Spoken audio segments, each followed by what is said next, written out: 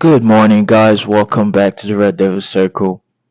Onana, all documents for Onana to Trabzonspor has been signed, and he will be playing for the Turkey side, um, which fills a lot of fans with joy right now. I believe, because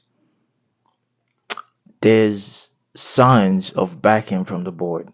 I'll say that, but in the general term, you can see that the club is backing the manager. But if you really look at it, um, in terms of what we need and what needs to be done, um, it's not a full backing. It's not full backing in terms of they're not being as ruthless as the manager they've brought in for the process. And this manager is doing everything that needs to be done in terms of clearing the weed out of the farmyard. And I'm here to tell you that this board is not backing this manager all the way. What the things that we need to have done in the transfer window wasn't done. But this news from Fabrizio Romano, it's refreshing because we're getting rid of Deadwood. I mean, no one wanted to watch Onana in goal after that woeful performance against Grimsby, and I'm sure we're all excited to see what St. Lemans is going to bring. But that's the news. That's the update this morning. Onana will be going to play for the Turkey side. Um, in terms of the contract details, I'll give that to you in a minute. But come on, people, take a second and subscribe to the channel and share this video and drop a comment in the comment section and communicate. I want to hear what how the fans are feeling and how you all are feeling about the manager, about the board, about what's been done in the past few months, leading into this new season. So yeah, I mean we're not very terrible in the table looking at it right now, but obviously you're gonna feel some type of way, especially when you lose games that you feel like you should have won. And I get it, but there's also like too much noise um, centered towards Manchester United from the media, and it's just testament to how big we are. But it is it is terrible. Yeah, my mic is on. I was like, no way I would have started another video and I would have been ranting for almost 4 minutes without turning my mic on. That usually just discharges me, pisses me off. But yeah, we're good. Um, so yeah, there's just a lot of noise centered around United, and the pressure is always there. The pressure is always there to play for this club, and we just have a board that's not as ruthless as the manager is. If you look at what this manager's done since his coming with Garnacho, Rashford, um, he's trying to create his own system of play, and he's done the things he said he would. He might not be perfect, but he sticks to his word and he takes action and he gives opportunities. And if he doesn't see a future with that opportunity he's given, he is ready to make the hard decisions. Um, and he's not being backed enough, in my opinion. I mean, that midfielder, we're in a midfielder crisis, clear as daylight. Even Bruno wasn't so good against Portugal playing against Armenia. I mean, if you really watch that game in its entirety, you show there was a lot of goals. But Bruno didn't play so well. That midfield is a shambles, and this manager hasn't been backed, even though he openly said what he's needed. And of course, there's some positivity that have been put out there. I think it's been almost 2 hours now. Fabricio giving us an update after he's mentioned the Onana story. And by the way, the story with Onana is that he's gonna earn more salary than he's earning here, which I really don't care about. To be honest, I'm just happy that he's gone and he can go shine in Turkey. But he just needs to leave us alone. I mean, I just hope he finds something permanent after his loan move to Trabzonspor. But Fabrizio has also given us an update on the midfield, saying that we are looking to invest in the midfielder in the January transfer window. I mean, I was here thinking they were gonna go all in for Baleba in the summer window next year, but Fabrizio said, I mean, this is just, I don't know how to say it, like a suggestion to give us hope, a suggestion of hope. Um, I don't feel that we're gonna go for Carlos Baleba in a January transfer window in the middle of the season from Brighton. That's already made the deal a lot harder to manage. Um, he's also an important player for his club. Something getting my eyes. He's a really important player for his club. It's hard to see that deal being done in January, but I would absolutely entertain that. And Fabrizio Romano is telling us that that is also a possibility. I mean, the only way that is possible is if Brighton are doing so bad. And this is just my theory. Maybe they're doing so bad and they want to sell the player before the value might depreciate towards the end of the season. Which I don't think they'll do that bad because they're very good at finding talents. Um, but in the case that they do very bad, they would likely sell one of their big players in January to put some cash flow in so they could stay up. Um, they could invest more and stay in the Premier League like they've been doing for years. That's the only favorable scenario I see for us. That's the only theory I can come up with that would help us to sign him in the January transfer window. If not, like I don't see us signing a big player, an important player for a Premier League club, for a rival club to come play for United mid-season, to come sign for United mid-season. It's just a tough deal to do. But that's what Fabrizio's put out there in the last couple hours, and he's also said that it could either be Baleba or an an alternative signing. So it might not be Baleba. We could go for something else that will fit the project, which would bring into the question I was scouting. I mean, if Brighton can go get these people from nowhere and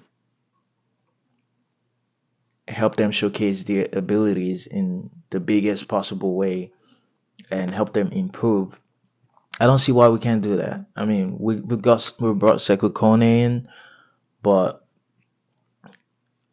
I haven't really seen him as a player that could help us in a system like this where tenacity is needed and technical ability is very much also needed. I haven't really seen him that way, but it'll be crazy to want to put a player like Sekou Kone on that so much pressure that we're in with no one ahead of him with experience. By the way, just to tell you, Carlos Baleba has Premier League experience. Um, Sekou Kone is definitely still very fresh. Work in progress. He's not gonna get us running right away. And our obvious weak point, our Achilles heel, is the midfield. And it is very, dude, my African accent really popped out there. It's very easy. um, but yeah, it's very easy to target that midfield. It's it's an obvious weak point, and teams are going to be looking to take advantage of that, especially when you're having Bruno. Obviously, gives a lot of effort to into the team, but it's obvious that that's the weak point. And if you keep pressing at it, it's gonna pop open. Um, yeah, it's just like I don't know, openings. If you're trying to open something and every body of that thing is hard, you have to look for a weak spot. You have to look for a weak spot, and you find it and you put pressure on it, and boom, you're into whatever you're trying to access.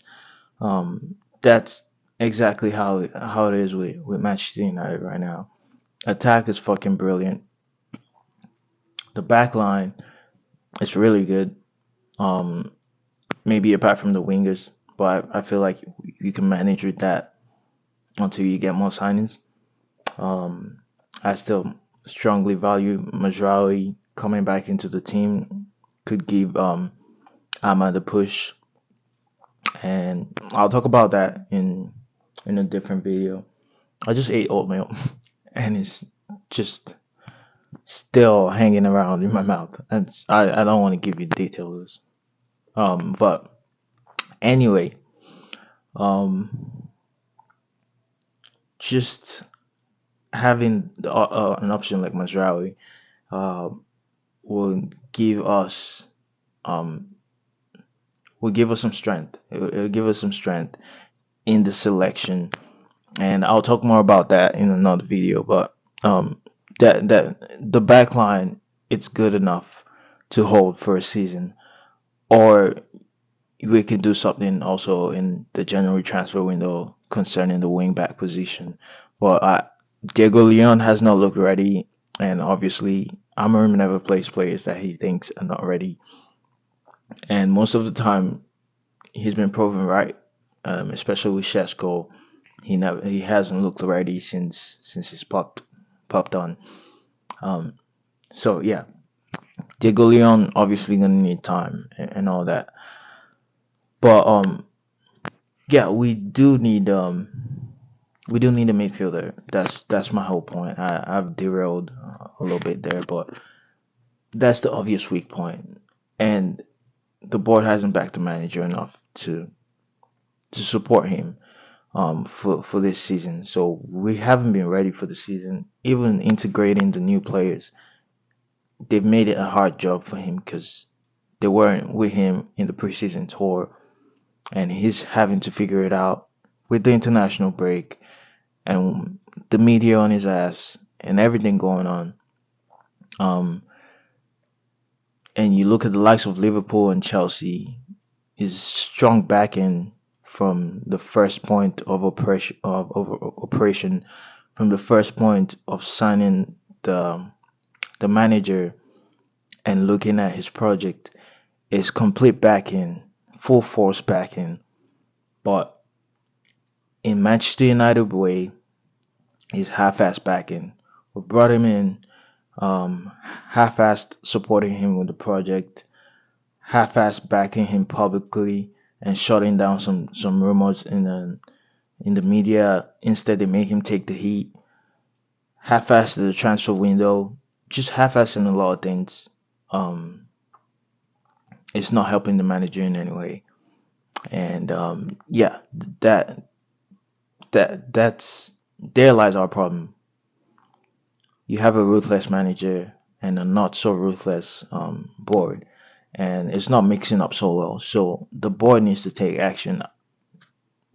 All the excuses about no money is just really annoying to me. Like, the more we miss out on signings that need to be done now, the more it's gonna hurt us in the future. I mean, if you look at just the stupid decision of taking Ugarte from PSG just to help them get Juan Neves. I mean, only a sick person would do that. It's so stupid. I mean, we wouldn't be complaining so much about a midfield if we had Juan Neves. Maybe we're gonna get someone to play alongside him, but that would have helped us with the decision of maybe sending Bruno to Saudi.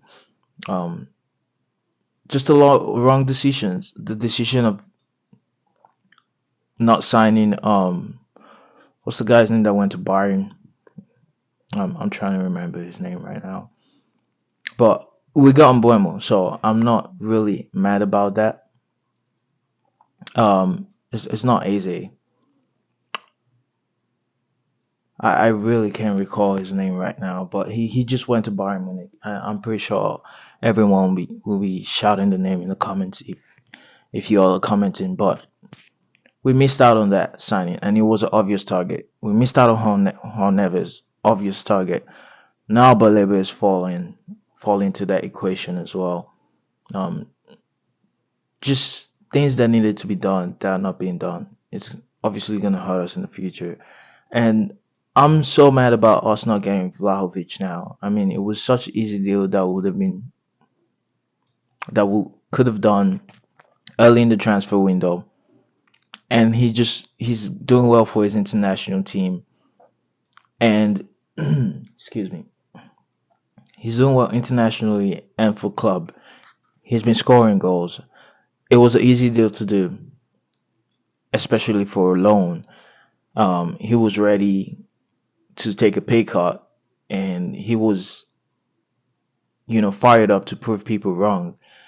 Um, we could have gone Vlahovic and Sesko at the same time. Like, it just doesn't make sense how the kind of business we've done this transfer window, and now we this past transfer window, and letting Hoyland go, it just leaves more holes in the front line. Not we don't exactly have holes, but um, in terms of the striker position, just having a focus point.